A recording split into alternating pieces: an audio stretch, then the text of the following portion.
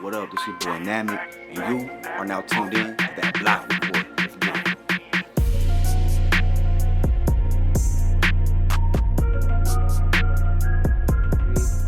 What's up, everybody? Welcome to the Blocc report. It's your boy Kicks, and it's your boy Hab, and we got the man himself in the building, Namek. What's up, Namek? In the building. What's cracking, man? We chilling, vibing out, you know.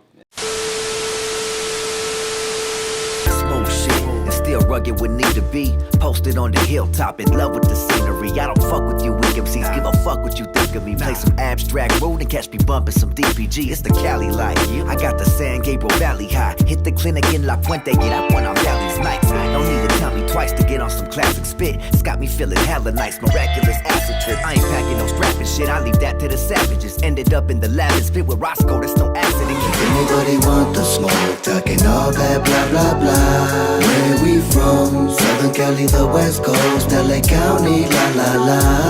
And we down for whatever, all about the cheddar. Put that on my life, can nobody do it better. So we down for whatever, all about the cheddar. Put that on my life, yeah. Where you from? Between the 10, 605 through 10 and 57 is where I roll that sticky up and drink my whiskey beverage. It's where them trips be getting turned out. But rap, electrify from block to block. If something pops, never testify, don't talk to cops. I make the whole club recognize who rock the spot.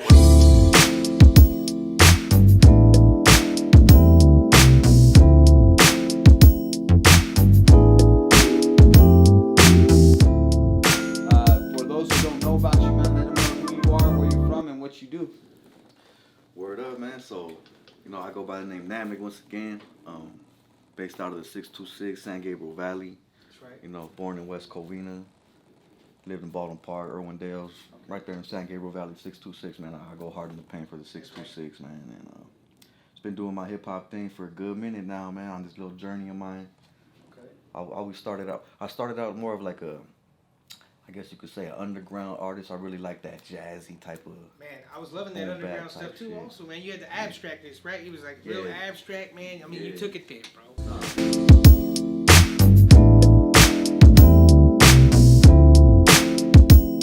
I noticed also with your tracks, bro, like they label you, are you considered Chicano Rap? What would you say? I'm a rapper that's Chicano. Okay, That's right. That's right. How do you like that term, like Chicano rap? I mean, me personally, I don't like it, man. You know what I mean? I don't think we should be labeled like that. I think it's Yeah. music, man. You make music. Well, I you don't make, know because when you think about it too, like we are Chicano, we're Latino. This is what they're gonna label us no matter what. No matter what, I know. No matter what we But get put in that. when they just put Chicano rap, dude, I don't know. I mean, Well, does that's it have to be labeled? Can it just be like, hey, I make music, I make rap music, or I make Hip-hop. music? You know what I mean? Yeah, I mean hip hop. You know? That's kind of like my genre, I would say. Like I'm a hip hop head. I'm real into that G funk shit. Yeah, I love the yeah. G funk. I I see love that. the smooth G-funk, melodic man. type shit, Yeah. But to label myself a Chicano rapper, like the Chicano rapper just reminds me a little too much of like a Little Rob or like a Capone, even though Right, Capone right, ain't right. Chicano or whatever. It's like I think yours is set up like next level stuff. You know what I mean? Like. yeah, like I'm influenced by like if I was to name a Chicano rapper that I'd be influenced by, like a Sick Jackin'. Okay. I'm like That's right. It's more of that hip hop shit, even like funk, like Funk Dubious. Yeah, you got it. Big up Big Duke, man, still going strong, Hey, man, Shout out Cycle Round.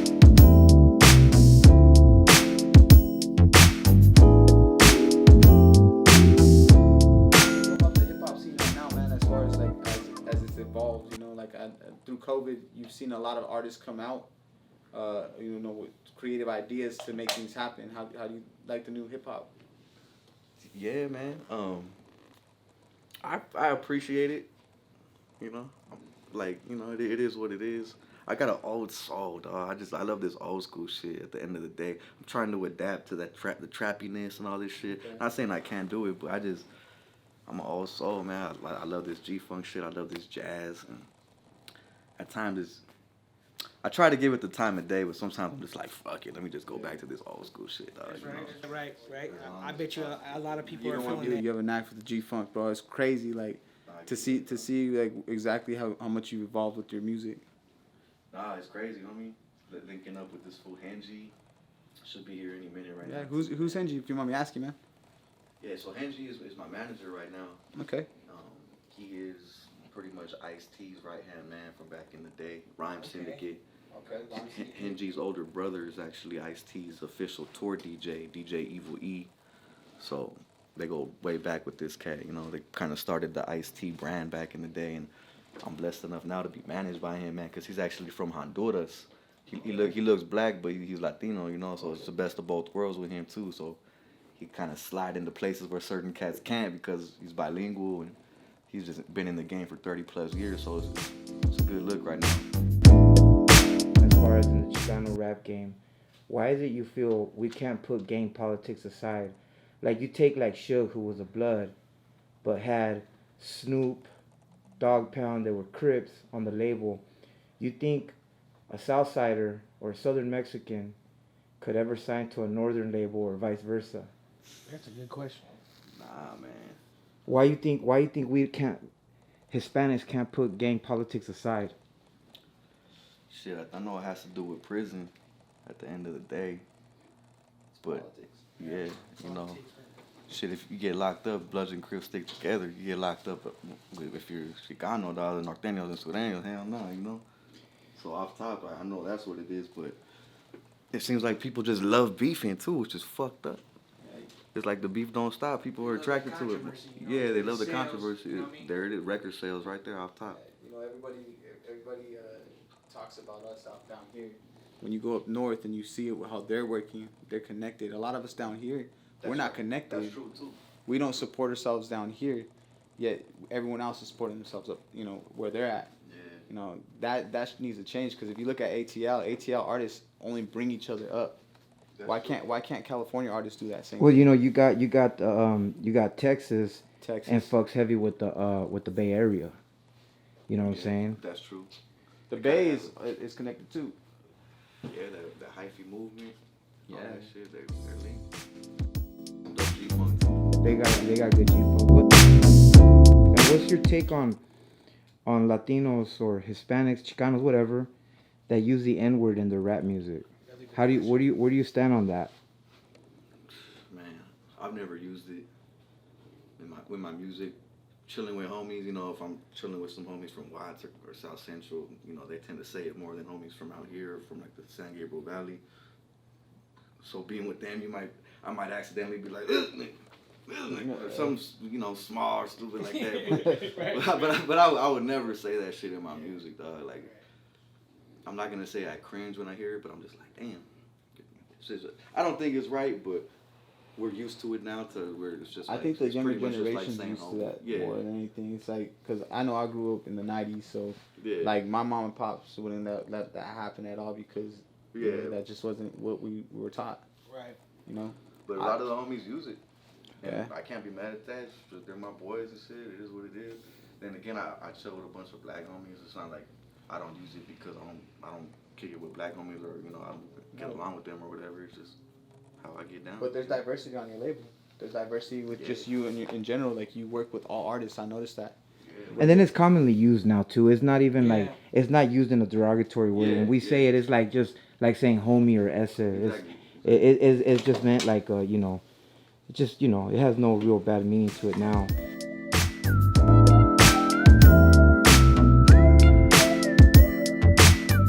Do you feel that we back each other up for like when we got somebody brown trying to do something? Do you feel that we get support in our community, or do you feel like there's a lot of like they just don't want to see you doing better? Guess it just depends on how well liked that person is already at the time, and if they already have a certain following, then people are gonna want to back them up. Or shit. Did you find anything out within your own camp, like not even like people you're fucking with on the music, but just like close homies, where once you started doing something, they weren't really rocking with you the same? Yeah, it goes both ways too. For some homies, like, they stop fucking with me as much once they realize that I'm doing some shit, and then other homies started fucking with me more. Like, oh, now he's finally at the point. Right. Yeah. So it's kind of weird, man. But all I could do is just keep shit pushing. You know, we know who the real ones are, and my circle's kind of always been small anyway. I like working by myself, to be real. Just what it is.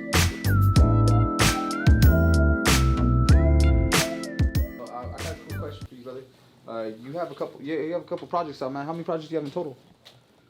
Man, altogether, man, starting back from like 2007, I probably got like eight full-length LPs.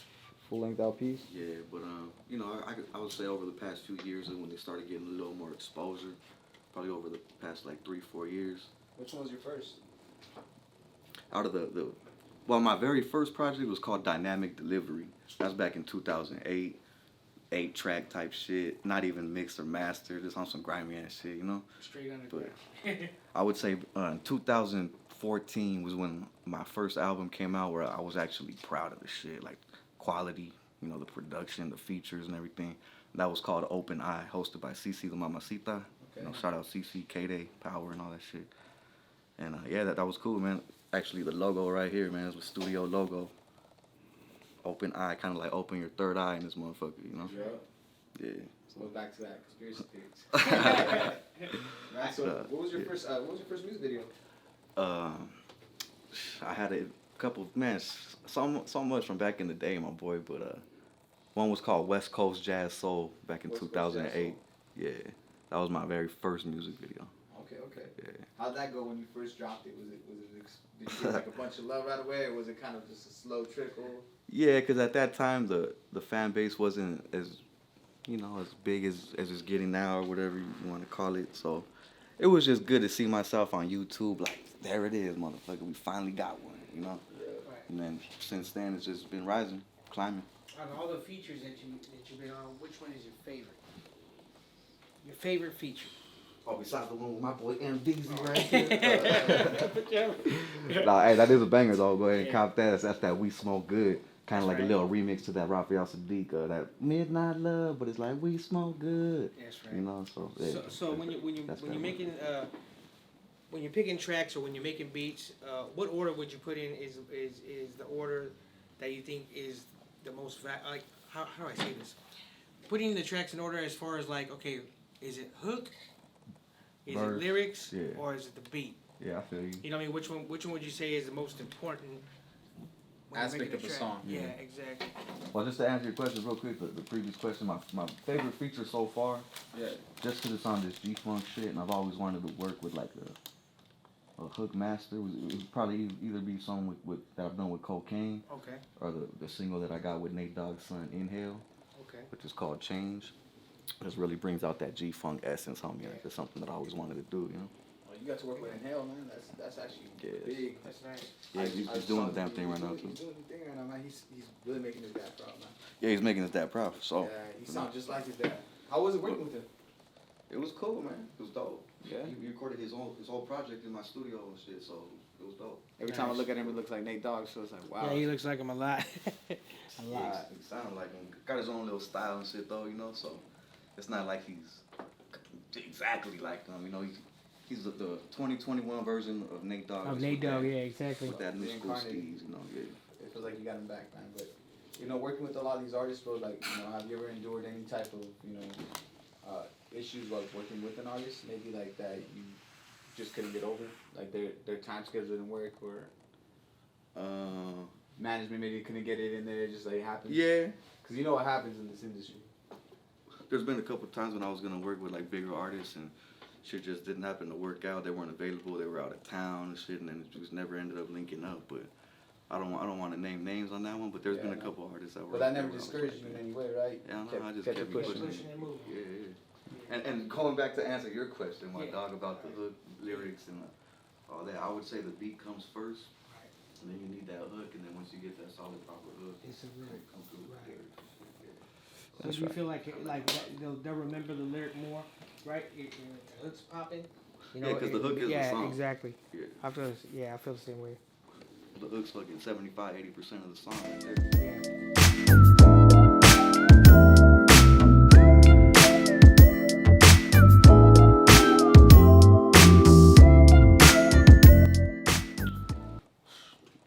Besides my experiences and myself, bro, and my father, of course, my biggest influence, and Miss Mary Jane. I don't know, man. I'm not really influenced by like a lot of shit, but that's just me. saying what I think, you know. I probably am, I just don't see it, you know. I don't know who I'm influenced by. I would just say my surroundings. You know. You're influenced by you yourself? Yeah, myself, bro. Maybe you push yourself every day to be a better person. Whoever I'm surrounded with at that particular time, like that, those are my influences, bro. You know? How big is your circle, man? Do you like have a big circle, or do you keep your circles pretty small? Cause The homies behind you, you know, that's my circle. A few other cats, dog. Like we were talking about off camera. I tend to keep it small, bro. You know. I got a name. You know, my big bro Henji right here. What up? 6 CZ right here. And you know, big up my boy Petty DeMarco as well. It's final level music right there, man.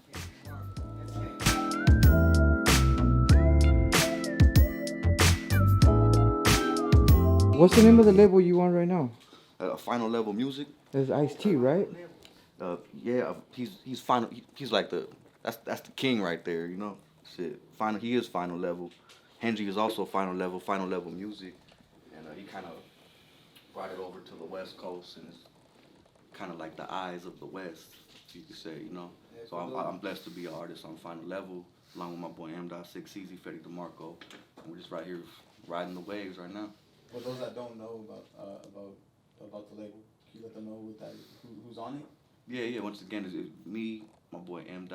6 Easy, Freddie DeMarco, Angie Garcia, you know, holding us down, man. How did that happen? How did the whole, that hooking up with Final Level? How did that come into play? Yeah.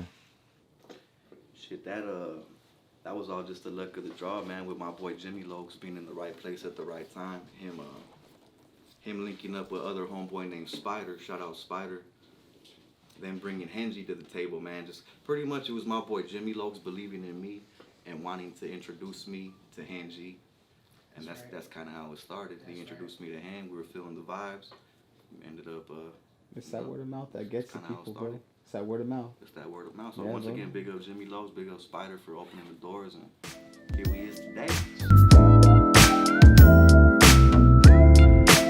You won a contest before, right? A freestyle contest? Or you were in the On the radio, on right? the radio. Oh yeah. There's a few the competitions I won. There was a few with the Abstract Rude. It was called Flow and Tell. We did a couple of those at Project Blow. I was victorious, and 4 of those actually in a row. But something that was also real cool was when Power 106 hollered at me to get on Freestyle Friday. Ended up being an undefeated 3-time champ right there too, man. Hopefully, you know, one day they holler back at me, but I know they stopped because J. Cruz and the J. Cruz show ended up going from Power 106 to 92.3, and Nick Cannon took over, so they put a halt to the Freestyle Friday. But man, I wish it could have lasted longer, you know. Yeah, those opportunities don't come once in a lifetime, really. Yeah, and straight up that helped, champion. you know, remain an undefeated champion, whatever you want to call it.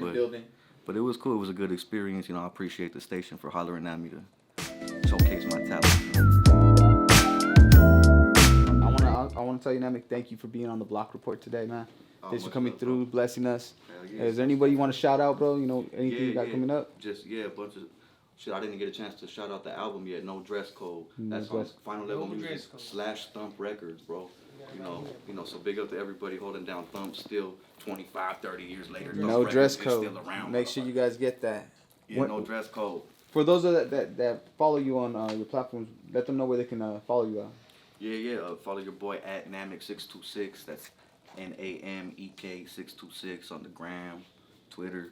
Follow me on YouTube at NamekCA 626. NAMEK CA 626.